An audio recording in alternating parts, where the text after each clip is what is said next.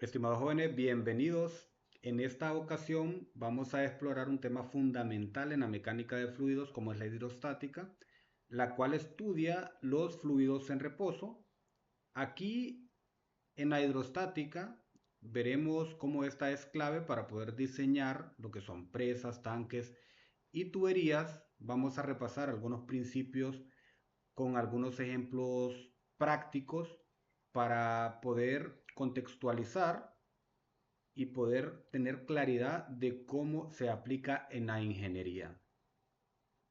Como resultados de aprendizaje, tenemos que al finalizar la actividad el estudiante explica la relación entre presión absoluta, manométrica y atmosférica, aplicando la ecuación fundamental de la hidrostática. Aplica los principios de Pascal y Arquímedes en la solución de problemas de ingeniería hidráulica. Selecciona y utiliza diferentes tipos de manómetros para medir la presión en sistemas hidráulicos.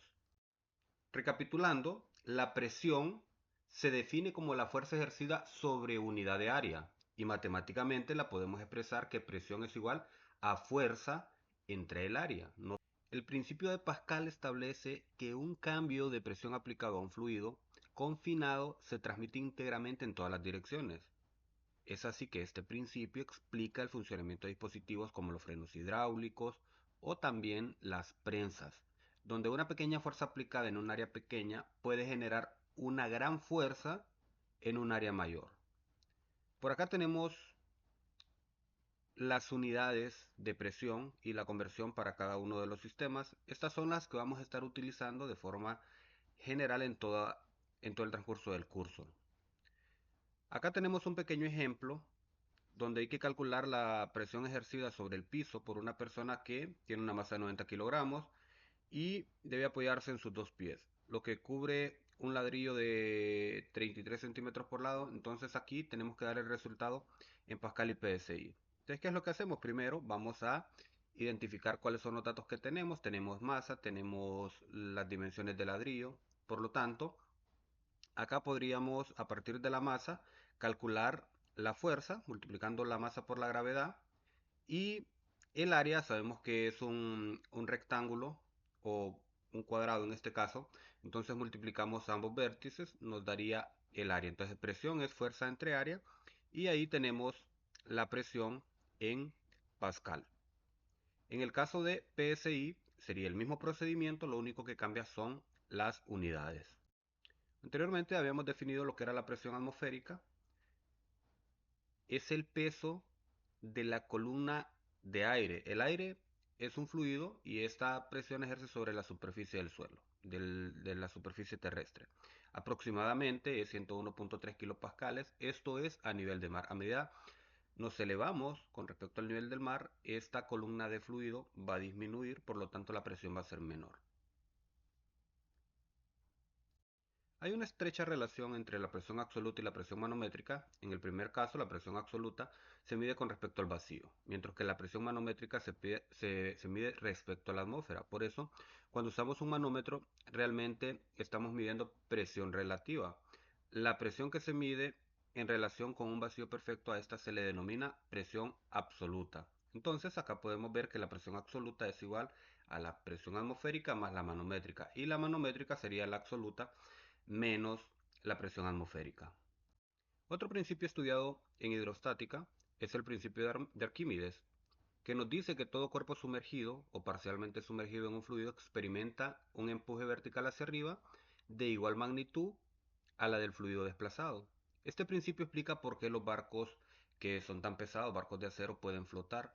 Aunque el material sea muy denso, el volumen de agua desplazado genera una fuerza de flotabilidad suficiente para que éste se mantenga sobre la superficie del fluido. Para poder representar el principio de Arquímedes, por acá les dejo esta figura y una pregunta: ¿cuál de las siguientes figuras ejerce una mayor presión en su base? De igual manera, ¿cómo calcular la presión de un fluido en reposo? Por acá les muestro cada una de las ecuaciones y cómo hacer el despeje dependiendo qué es lo que estamos queriendo calcular. ¿Cómo medimos la presión? Para ello podemos usar manómetros. Hay diferentes tipos. Por ejemplo, tenemos los piezómetros, que son los objetos más sencillos, más simples, y la desventaja es que podemos medir solo pequeñas presiones. Esto sería hacerle una abertura a una tubería sometida a presión y ver cuánto es la elevación de agua que tiene en ese tubo de medición. El otro es el manómetro tipo U, que se utiliza para medir rangos un poco más grandes de presiones. Siempre tenemos que utilizar fluidos manométricos, en este caso diferentes a el agua. El manómetro diferencial, este mide diferencias de presión entre dos puntos dentro del sistema. Por ejemplo, una aplicación acá podría ser la medición de presiones en entrada y en la salida de los filtros para ver cuánto es la pérdida que tenemos, y a partir de cierto umbral vamos a determinar que se necesita lavar el filtro. ¿Por qué? Porque hay obstrucción, o sea que hay muchos sedimentos dentro de las mallas o dentro de las rejillas donde se retienen las partículas ajenas al agua. Otra forma de poder medir la presión es por medio de los manómetros, podemos decir análogos, que el mecanismo de funcionamiento es un tubo de Bourdon. Esta convierte la presión en un movimiento mecánico muy usado en la industria. Entonces esto traduce esa fuerza de empuje, por ejemplo, o acá lo tenemos en que produce un movimiento mecánico, y esta nos da movimientos en el reloj y nos puede ayudar a conocer de cuánto es la presión que hay en este sistema o dentro del sistema. ¿Cuáles son las aplicaciones que podemos darle a estos principios? Ya vimos antes que por medio de estos es que los barcos pueden flotar, o las embarcaciones. También es el principio para el funcionamiento de los submarinos. Muy específicamente en el campo agrícola, aquí podríamos medir de cuánto es la columna de agua que hay dentro de un tanque de agua. Podría ser para uso de residencias.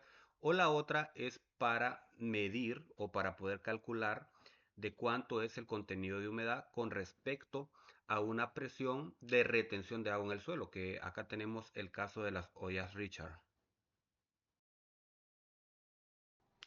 En conclusión, jóvenes, la hidrostática nos enseña cómo se comportan los fluidos en reposo, cómo se transmite la presión, cómo los cuerpos flotan y cómo calcular la magnitud de la fuerza de el volumen desplazado. Recuerden que lo comparamos con el peso. Estos principios son la base de gran parte de la ingeniería hidráulica.